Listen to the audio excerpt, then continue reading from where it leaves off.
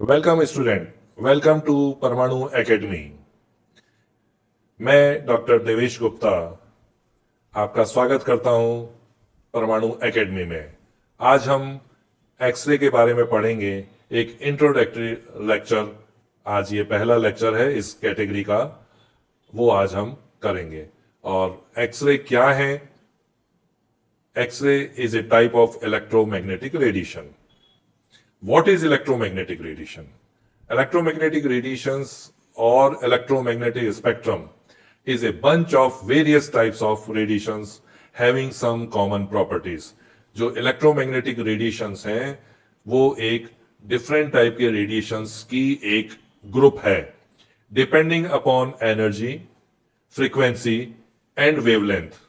These electromagnetic radiations divided into different type of electromagnetic radiation. इस group के अंदर जो एनर्जी, फ्रीक्वेंसी, वेवलेंथ के ऊपर डिपेंडेंट ये डिफरेंट टाइप के रेडिएशंस हैं, जिसमें सबसे पहले नंबर आता है रेडियो वेव। ये इसी सीक्वेंस में ही हम इसको करेंगे। रेडियो वेव्स जो नाम से हमें लगता है कि ये ब्रॉडकास्टिंग में यूज होती है, ये फ्रीक्वेंसी और ये वेव्स।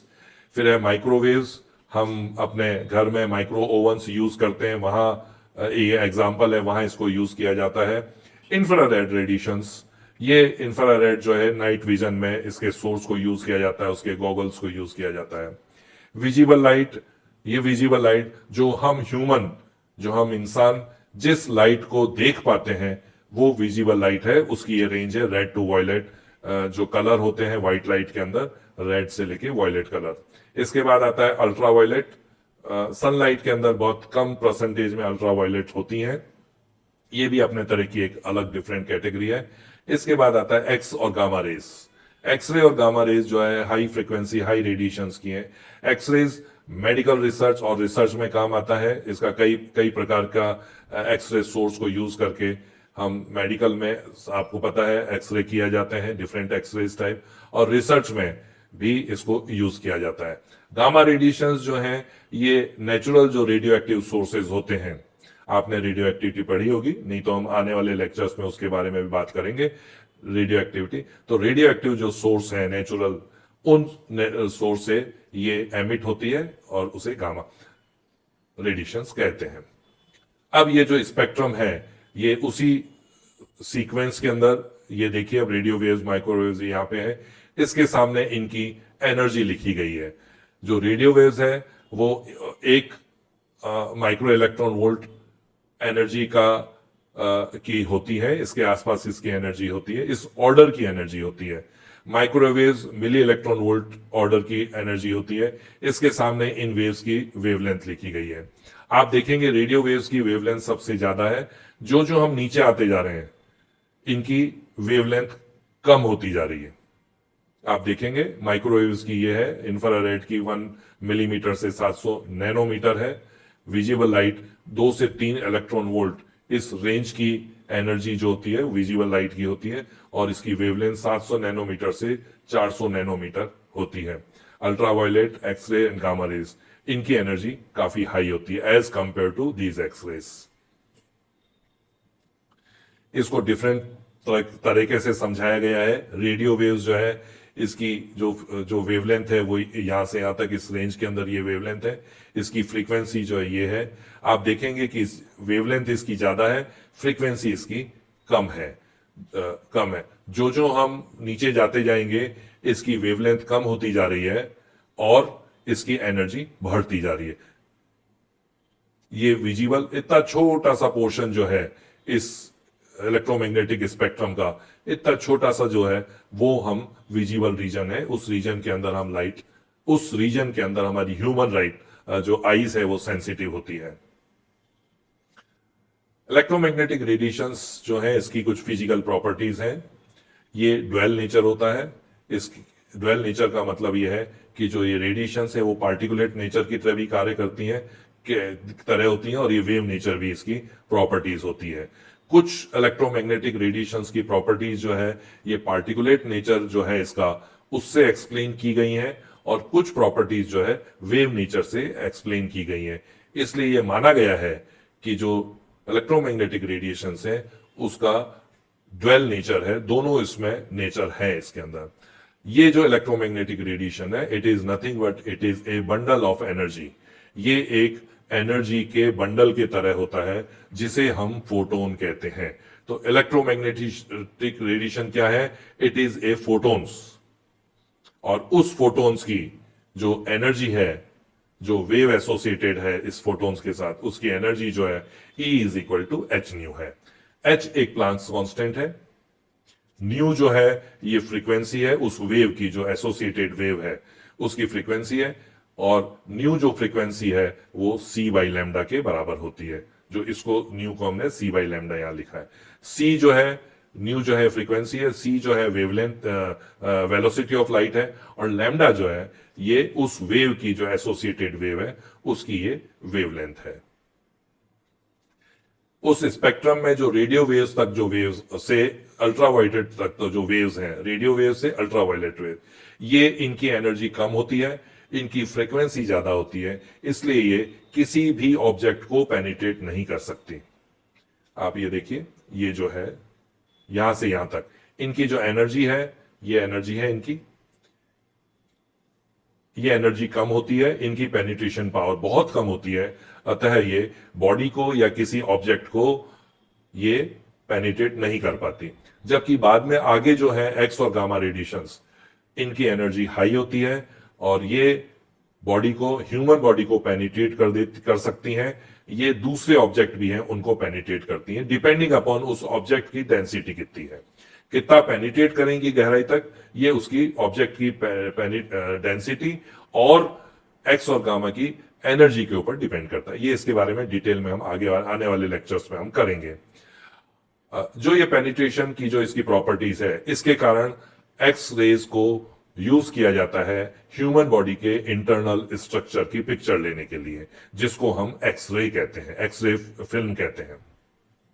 ये जो एक्सरेज फोटोन्स हैं, ये बॉडी के ऊपर जब गिरते हैं तो डिफरेंशियल एब्जॉर्प्शन की वजह से ये अलग अलग हिस्सों में अलग अलग एब्जॉर्ब होते हैं, रुकते हैं, और बाकी जो इसको क्रॉस करके निकलते हैं, उसकी वजह से जब ये फोटोग्राफिक प्लेट पर गिरते हैं, उसको जब हम प्रोसेस करते हैं तो जो प्रोसेस किया गया है वो एक हमें इमेज प्राप्त होती है, जिससे हम इंटरनल बॉडी के बारे में कुछ ज्ञान प्राप्त कर सकते हैं। उसके अंदर क्या प्रॉब्लम है, किस तरह से है वो, उसके बारे में हमें पता चलता है। एक्स और गामा रेडिएशन, इनकी एनर्जी क्योंकि हाई होती है, जब ये बॉडी के ऊपर गिरती है तो बॉडी के अंदर ये डैमेज भी करती है। हालांकि जो डैमेज करती है वो सेल्फ रिपेयर, हमारा बॉडी का जो प्रोसेस होता है उसकी वजह से वो उसकी रिपेयरिंग हो जाती है, लेकिन बहुत ज्यादा एक्स और गामा रेडिएशन फील्ड में अगर कोई रहे ह्यूमन पर्सन, तो उसके लिए ये अत्यधिक नुकसानदायक भी होती है। ये सारे जो लेक्चर्स में आने वाले टाइम में जो लूंगा, और आज का जो लेक्चर है ये मेरी इस हैंडबुक ऑफ रेडियोलॉजिकल फिजिक्स, जो मेरे द्वारा लिखी गई बुक है, इसके अंदर बहुत विस्तार से और बहुत सरल भाषा में क्वेश्चन आंसर फॉर्म में एक्सप्लेन किए गए हैं। ये रेडियोलॉजिकल फिजिक्स की अपने प्रकार की एक अलग बुक है, इंडियन ऑथर की पहली बुक है जिसके अंदर पूरा रेडियोलॉजिकल फिजिक्स का जो कोर्स है वह दिया गया है। ये book BRT student, bachelor course वाले जो है रेडिएशन टेक्नोलॉजी के, और डिप्लोमा कोर्स वाले हैं, उनके लिए बहुत ही सूटेबल बुक है। और जो एमडी के स्टूडेंट हैं, एक्सरे, रेडियो डायग्नोसिस के और रेडियोथेरेपी के, उन लोगों के लिए भी ये बुक रेडियोलॉजिकल फिजिक्स पार्ट के लिए बहुत ही अच्छी बुक है। आप इस बुक को प्राप्त कर सकते हैं, मेरे नीचे वेबसाइट दे रखी है, उस वेबसाइट के थ्रू आप इस बुक को ऑर्डर कर सकते हैं। ये जो एक्सरे है, ये एक्सरे फिल्म्स, एक्सरे लिया गया है, हाथ का एक्सरे है। इसमें आप देखिए ये जो बोनी स्ट्रक्चर है वो लाइट कलर में है, क्योंकि यहाँ पे जो फोटोन्स गिरे हैं एक्सरे के, वो फोटोन्स यहाँ एब्जॉर्ब हो जाते हैं बॉडी के अंदर, और इससे बाहर निकल के कम फोटोन्स इससे बाहर आते हैं कंपेरेटिवली। तो जो फोटोग्राफिक फिल्म के ऊपर इस एरिया में गिरे हैं वो कम फोटोन्स हैं, और इस एरिया में जो गिरे हैं वो ज्यादा फोटोन्स है। तो इसको जब प्रोसेस किया जाता है तो ये एरिया ब्लैक हो गया है और ये कम ब्लैक है, इसलिए हम इसको डिस्टिंग्विश कर पाते हैं। ये देखिए, ये चेस्ट एक्सरे है, इसके अंदर ये रिब्स दिख रही हैं।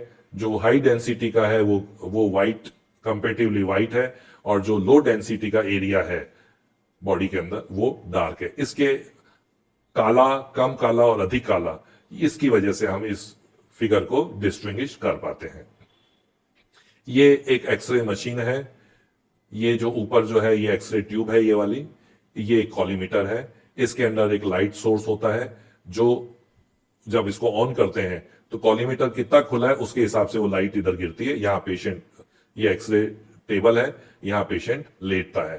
तो इस पूरे स्ट्रक्चर को, ट्यूब को उस पार्ट के ऊपर लाते हैं जिस पार्ट का हमें एक्सरे करना है, और ये इसके द्वारा कॉलीमीटर को कम ज्यादा खोल के और हम करते हैं। और ये नीचे की जो ये यहाँ पे एक्सरे फिल्म, एक्सरे कैसेट लगी होती है, जो इसको क्रॉस करके जब लाइट गिरती है पेशेंट को क्रॉस करते हुए इस फिल्म के ऊपर आती है और इसको बाद में प्रोसेस किया जाता है। ये कंट्रोल पैनल है जिसके द्वारा केवी, एमए और सेकंड एस इसको सेट किया जाता है। इसके बारे में विस्तार से हम आने वाले उसमें लेक्चर्स में करेंगे। ये एक्सरे ट्यूब का फोटो है। यहाँ पे ये जगह जहां से एक्सरे निकलते हैं और यहाँ पे कॉलीमीटर लगाया जाता है। यहां से इलेक्ट्रिकल कनेक्शंस जो है इसके अंदर रहते हैं। ये मेटेलिक पार्ट है ट्यूब का। ये एक इसका इंटरनल पूरे का एक स्ट्रक्चर का फोटो है। ये जो मेटेलिक पार्ट हम देख रहे थे वो है ये डार्क कलर में। इसके अंदर जो एक्सरे ट्यूब है ये पायरेक्स ग्लास है, और इसके अंदर ये वैक्यूम होता है और इसके अंदर पूरे इसका स्ट्रक्चर है। ये कैथोड है, ये एनोड है, और इसको हम डिटेल में आगे पढ़ेंगे। ये पुरानी एक्सरे मशीनें जो हुआ करती थी उसका ये फोटो है। ये चेस्ट एक्सरे है। ये चेस्ट स्टैंड है। जब पर्सन का चेस्ट एक्सरे लिया जाता है तो पर्सन को इधर खड़े किया जाता है। ये पुराने कंट्रोल कंसोल जो है ये एनालॉग है, जिसके अंदर वैल्यूज इस मीटर में दिखती है, केवी और एमएस की, एमए और एस की। ये एक एक्सरे रूम का डिजाइन है। ये पेशेंट यहां से अंदर आता है। ये एक्सरे ट्यूब, एक्सरे मशीन यहां पे लगी होती है। यहां पेशेंट लेटता है और उसका एक्सरे किया जाता है। अगर मान लो चेस्ट एक्सरे करना है तो यहाँ पे चेस्ट स्टैंड लगा होता है, और ये कंट्रोल पैनल इधर रखा जाता है जिसके आगे शील्ड होती है। क्योंकि एक्सरे हैजार्डस होते हैं, जो एक्सरे टेक्नीशियन जो यहाँ एक टेक्नोलॉजिस्ट जो यहाँ पे फिल्म जो इसको ऑपरेट करता है, वो उसको एक्सरे नहीं लगने चाहिए, इसलिए वो एक शील्ड के पीछे खड़े होता है। यहाँ पे पीछे एक छोटा सा रूम होता है जहां पे ये फिल्म जो होती है वो यहाँ पे करके उसका प्रोसेसिंग इस रूम में किया जाता है। ये और एक्सरे मशीन है, एडवांस एक्सरे मशीन है, हाई फ्रीक्वेंसी एक्सरे मशीन है। ये कंट्रोल पैनल है उसका, कंट्रोल कंसोल जिसको बोलते हैं। ये डिजिटल पैनल है। आजकल जो सभी डिजिटलाइज हो गया चीजें, तो डिजिटल पैनल है। केवी, ये देखिए केवी है, ये एमए है, करंट है, और ये सेकंड है, कितने सेकंड के लिए हमें, ये मिली सेकंड के अंदर है। बहुत कम समय के लिए मशीन को ऑपरेट करते हैं एक्सरे लेने के लिए। ये एक डीआर है, एक्सरे मशीन है, जिसमें ये इमेज यहाँ ली गई, एक्सरे मशीन से यहाँ एक्सपोजर दिया गया है, और यहाँ पे ये उसकी इमेज हमें यहाँ दिख रही है। और इस इमेज को इस कैसेट के ऊपर लिया जाता है, प्रिंट किया जाता है, और इस कैसेट को, ये रीडर है इसका, इसके अंदर डाला जाता है, तो ये फिल्म इसके ऊपर आती है, और उसको हम, क्योंकि ये डिजिटल फिल्म है, डिजिटल इमेज है, उसकी कंट्रास्ट को हम कम ज्यादा कर सकते हैं। ये एक एक्सरे मशीन है, एडवांस एक्सरे मशीन है। ये एक पैनल है जिसके ऊपर अगर एक्सरे पढ़ते हैं तो उसकी इमेज हमारे कंट्रोल कंसोल के ऊपर आती है। ये पोर्टेबल एक्सरे मशीन है जिसको एक जगह से दूसरी जगह ले जाया जा सकता है। जनरली कई बार आईसीयू वगैरह में जहां पे पेशेंट मूवेबल नहीं होता, वहां पे इस मशीन को ले जाके उस पेशेंट का एक्सरे किया जाता है। यहां मैं इस लेक्चर को खत्म करूंगा। बहुत बहुत धन्यवाद। अगर आपको ये लेक्चर यूजफुल लगा हो तो आप इसको लाइक करें, शेयर करें और सब्सक्राइब करें।